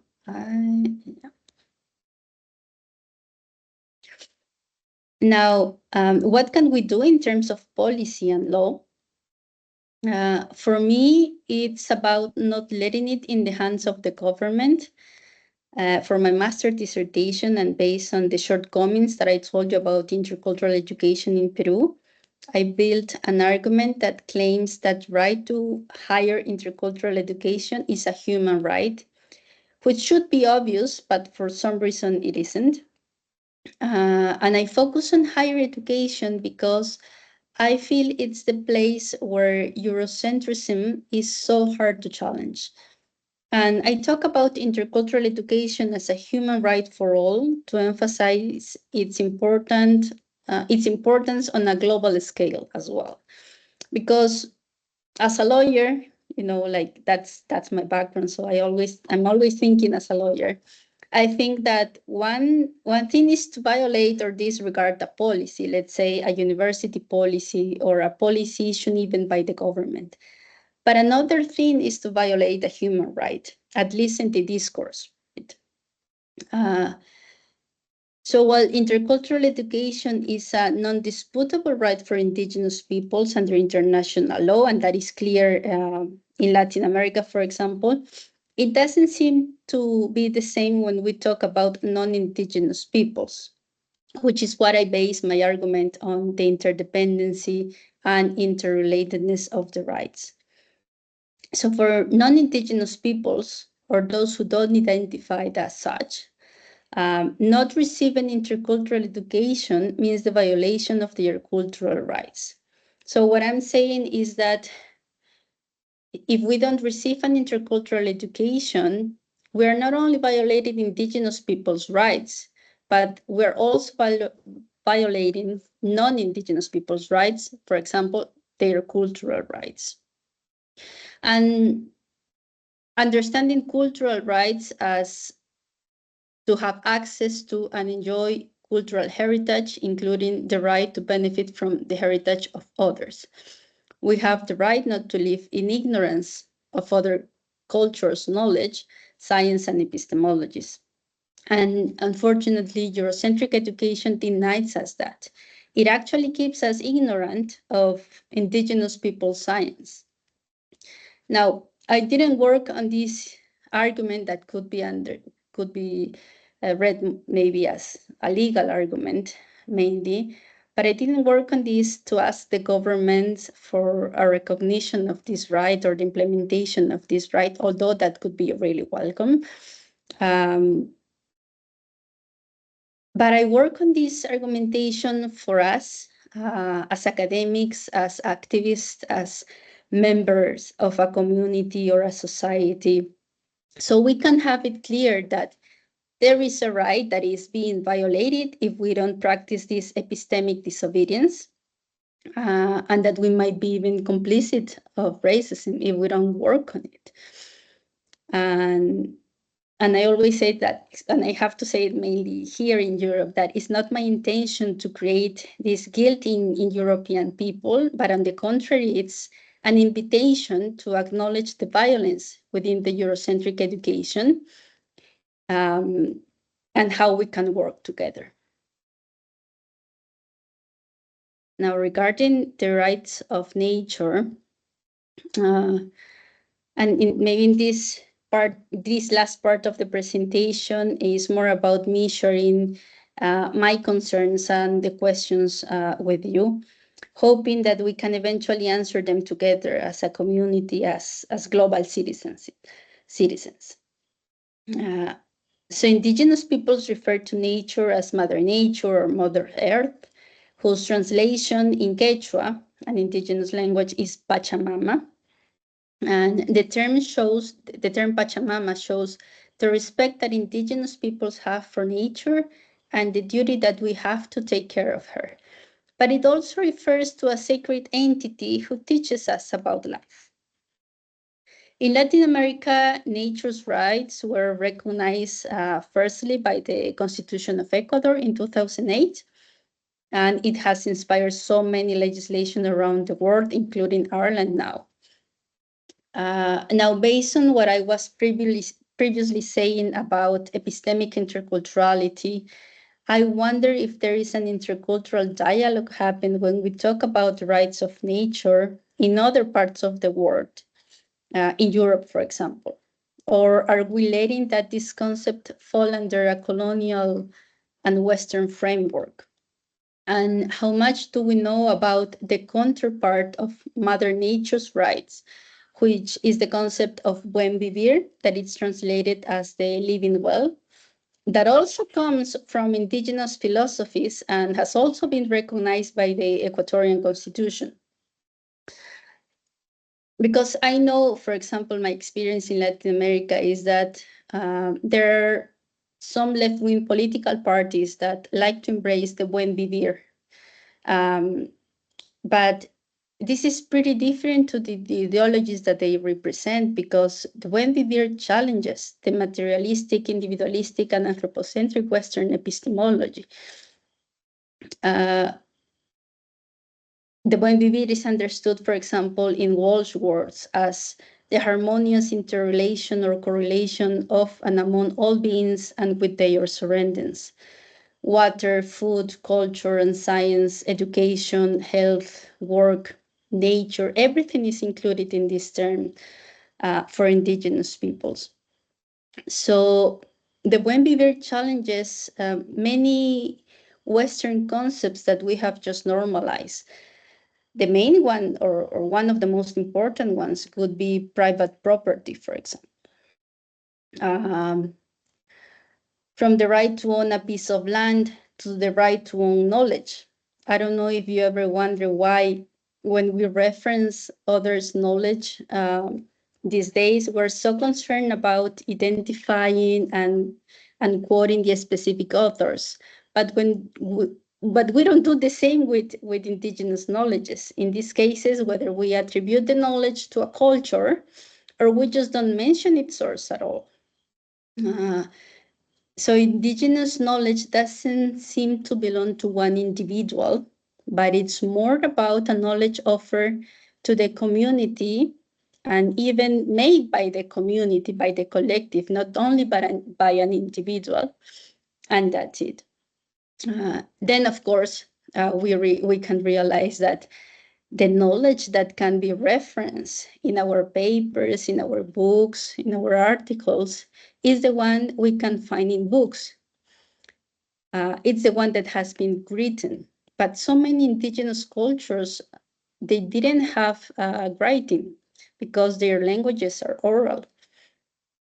So if we criticize the idea of nature being owned as an object, then maybe we should start reviewing the concept of ownership in other aspects of our life as well.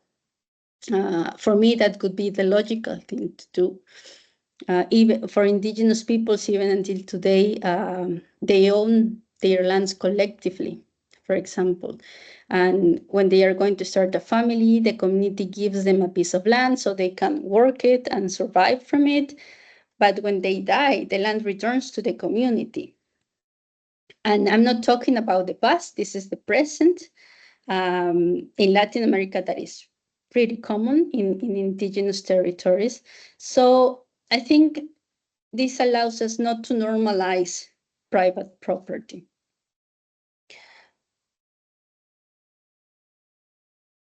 And there are so many other modern assumptions that should and could be challenged with an intercultural education.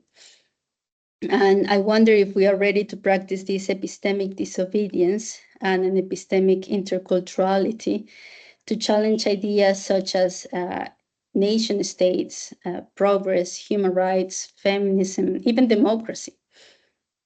Are we ready to delink from Western epistemology and relink with indigenous epistemologies? Are we ready to move from the racist Eurocentric perspective that led us to this climate crisis to an intercultural world? And just to finish, I have this last slide. I like to finish with a reflection on the potato, which comes from Peru. I think it was in April, I wrote an article in response to the anti-migrant march that happened in Dublin, and I call it Ireland for All, Potatoes for All to this article.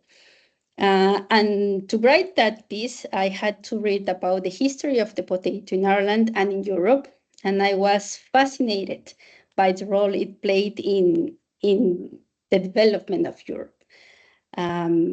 And in Ireland particularly, because after its introduction here and before the famine, its consumption doubled the Irish population and helped Europe overcome starvation. And I felt so proud of my ancestors, of course, who domesticated this stubborn 8,000 years ago.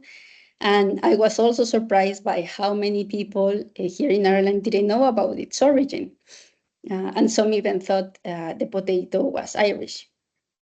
And I wonder if the potato could make such a significant impact in the world. I cannot even imagine what indigenous knowledge and science can do for the climate crisis. But then why are indigenous peoples leading the conversation on this topic? During the COPs, their voices are still marginalized and are far from being taken seriously. Why aren't we following indigenous people's ways of living if they are the ones who kept the planet safe for so long? And I think that the idea of modernity is the one holding us back, an idea that, as Quijano and Mignolo stated, has a very dark side. Unfortunately, we live in a world where Western epistemic racism and Eurocentric education are one of modernity's counterparts. So yeah, that's kind of my thoughts on intercultural education and the rights of nature, and I would love to hear what you think about what I just shared with you, because I think that's a truly intercultural dialogue that we should have. Thank you.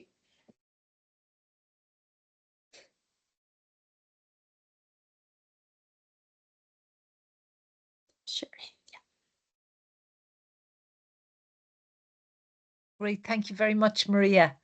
Can I invite questions or comments from people online?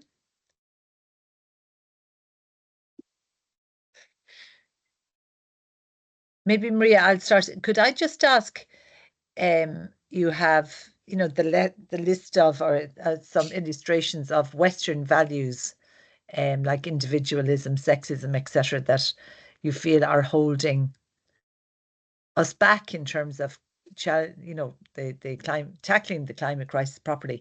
In terms of some of the values of Indigenous people, can you give us an example of a value in practice that challenges these Eurocentric views? I think to my mind comes to that are the ones that I actually mentioned, that it's solidarity and reciprocity. Those were principles that, for example, in Peru, in the Tahuantinsuyo, the Incas, in the times of the Incas, they were like principles of their economy. It's like the free market, something like that, but the totally the contrary, right? So yeah, so I think those are really important, and it's amazing how we have just normalized that our economies, our politics, our philosophies cannot have that. You know, it's like, it's really sad when you realize what we could have been and what we aren't.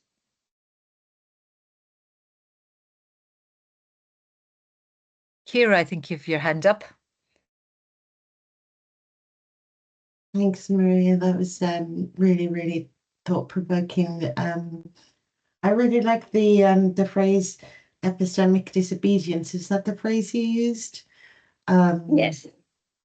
And I guess I wonder, you know, if you have, do you have one kind of call to action that you really encourage, whether they're researchers or policymakers or people working in sort of development and NGOs? Is there a particular call to action that you feel like are the kind of one or two things that we should really prioritize in terms of shifting that and being bringing forward some epistemic disobedience? Do you have a kind of a sense of sort of one or two priority things that you're really encouraging people to challenge? You know, it's really difficult because when you realize that all the knowledge that we produce in academia, right, it's based on this false universalism, then you really wonder how much you know about the world, and if whatever you are contributing to humanity is actually valid. So, but I think that's maybe the answer, that we should start questioning all of our work and all of the assumptions that we start with.